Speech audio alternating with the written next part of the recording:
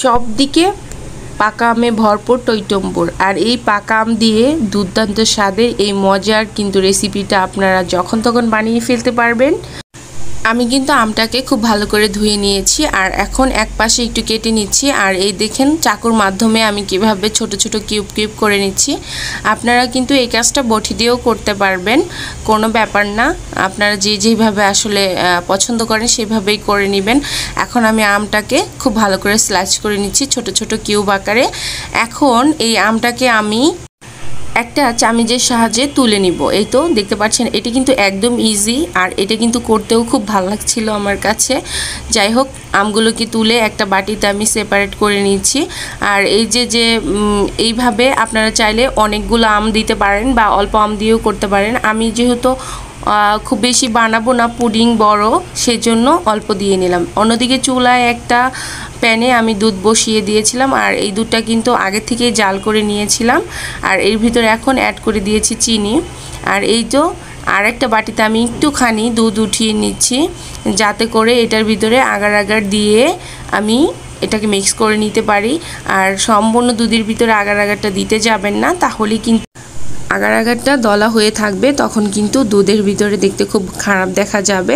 এইভাবে একটু করে নিলে কিন্তু ইজিলি হয়ে যাবে আপনার সম্পূর্ণ দুধের ভিতরে। এখন আমি এটা ঢেলে দিব এই মিক্স করা আগার আগারের দুধটা দিয়ে খুব ভালো করে এটাকে নেড়ে নিতে হবে সাথে সাথে, তাহলে কিন্তু সম্পূর্ণ দুধটাই খুব ভালো করে হয়ে যাবে, না হলে কিন্তু দলা পেতে যাবে।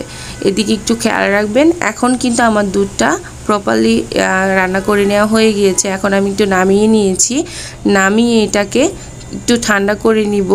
আর ঠান্ডা করে নেওয়ার কারণ হচ্ছে, আপনারা যখন আমটা দিতে যাবেন তখন কিন্তু ঠান্ডা হলেই ভালো হবে, কারণ বেশি গরম অবস্থাতে আমটা দিলে আমটা সিদ্ধ হয়ে যাবে, সেক্ষেত্রে পুডিংটা খেতে কিন্তু একদম ভালো লাগবে না। আর এটা আমার কাছে মনে হয়, তাই জন্য বলে দিলাম। এখন এই তো আমি একটা পুডিংয়ের মোল্ড নিয়ে নিয়েছি আর এটাকে সম্পূর্ণভাবে ঢেলে এখন 2 ঘন্টার জন্য ফ্রিজে রেখে দিব। আমি ফ্রিজে রেখে আপনাদেরকে 2 ঘন্টা পর এই যে বের করে নিয়েছি, দেখতে পাচ্ছেন এটা কিন্তু একদম জমাট বেঁধে গিয়েছে। আর এটা চারপাশ দিয়ে একটু মোল্ড আউট করে নিচ্ছি যাতে ইজিলি উঠে যায়। আর যারা এখন পর্যন্ত এই আম দুধের পুডিংটা বানিয়ে খাননি, পাকা আম ফুরিয়ে যাওয়ার আগে একবার হলেও বাসাতে ট্রাই করবেন। এটা যে খেতে এত মজা আপনারা বিশ্বাস করবেন না। বাসাতে যদি না বানান তাহলে কিন্তু এর টেস্ট কখনোই বুঝতে পারবেন না। আর আমটা যদি একটু ভালো মানের হয় তাহলে তো এই পুডিংয়ের কোনো জবাবই নেই, একদম লাজবাব হয়। এতটাই মজা লেগেছে আমার কাছে। যদিও আমি এর আগে অনেকবার ট্রাই করেছি, কিন্তু এইবারেরটা আমার কাছে বেস্ট ছিল। আপনারা অবশ্যই বাসাতে ট্রাই করবেন। দেখতে পাচ্ছেন আমার পুডিংটা কিন্তু মাশাআল্লাহ অনেক সুন্দর হয়েছে। আশা করছি প্রতিবারের মতো আমার আজকের রেসিপিটাও আপনাদের কাছে অনেক ভালো লাগবে ইনশাআল্লাহ। আর ভালো লাগলে অবশ্যই শেয়ার করতে পারেন ফ্রেন্ডস অ্যান্ড ফ্যামিলির সাথে। এটা করতে কখনোই ভুলবেন না। আমার চ্যানেলটাকে সাবস্ক্রাইব করবেন, আমাকে সাপোর্ট করবেন। আর যারা অলরেডি আমার চ্যানেলটাকে সাবস্ক্রাইব করেছেন তাদেরকে জানাচ্ছি অসংখ্য ধন্যবাদ।